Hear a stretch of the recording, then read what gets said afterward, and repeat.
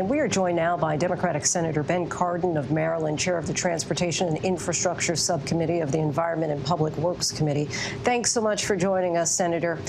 Republicans say that President Biden could get an easy bipartisan win if his bill focused on more traditional infrastructure, like repairs for roads and bridges, for water and electric systems, as well as efforts like expanding broadband. All those issues could have wide support. So is this bill, would you say, too broad, and could that jeopardize it getting through the process?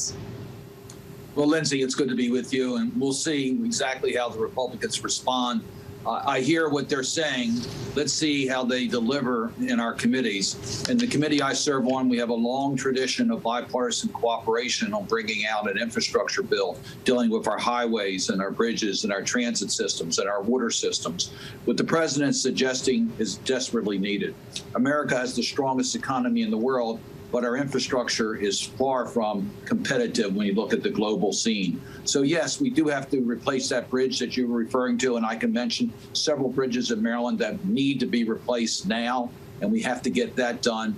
But we also need to remove the lead from our pipes that are damaging our children. We need to have broadband nationwide so every family can have access to high-speed internet at a reasonable cost. We have to make sure our children are going to safe schools. These are all part of an infrastructure package, and I think the president's absolutely right to be bold. And let's see how far we can work with Republicans. Let's work together, and let's get the job done. But it sounds like some critics are saying infrastructure is one thing, but as we just heard in Mary Bruce's report, the plan includes $400 billion to expand home care services and support for care workers. That may be a laudable goal, but is that more of a social program than infrastructure? And should that be part of a bill that's being pitched as being focused on infrastructure?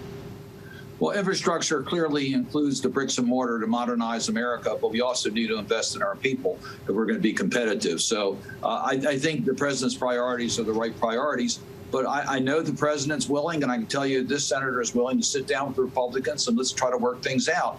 I will point out that the president's initiative is very popular among the people in this country, whether they be Democrats, Republicans, or independents. So let's work together and let's come up with a package that we can support. Let's talk about how we're going to finance it. I'm willing to talk with Republicans as to what revenue sources they think are right. I agree. We got to pay for at least a good part of this program. Let's figure out a way to do it in a bipartisan manner. So, of course, there is a divide on how to pay for. The president said yesterday he's open to compromise, including on the level of the corporate tax rate. Is raising it to 28% as proposed a non-starter, even if it can't get support from some moderate Democrats? Should that come down as part of the negotiations? Lindsey, I'm looking forward to negotiating with the Republicans, but we're not going to negotiate against ourselves. Let's see what revenue sources they want to suggest. We want to make sure that at the end of the day, we have a progressive tax structure. We know that middle-income, lower-income families are in desperate need of help. We help them with the American Rescue Plan. We want to help them again with the American Jobs Plan. So let's look at revenue sources that do not penalize the middle class, and let's see how we can work together to find those revenue sources. Look, there are traditional transportation revenue sources we can look at. There's things we can look at, and I hope the Republicans will join us in that effort. And lastly, President Biden announced several executive actions on guns today, but of course any substantial gun legislation will need to come from Congress. When would you say that will be a priority? Is there anything that you can see right now getting clear bipartisan support? Well, it is a priority, and I do expect we're going to be taking up these bills on the floor of the United States Senate. I can tell you that the uniform background check is something that is supported, I think, by 90% of the people in this country, and by the majority of Republicans. We should be able to get that bill to the finish line. You know, I support reasonable gun safety legislation, and I hope we can do something to respond to the gun violence in America. Senator Ben Cardin, appreciate your time. Thanks so much for coming on the show. Good to be with you. Thanks.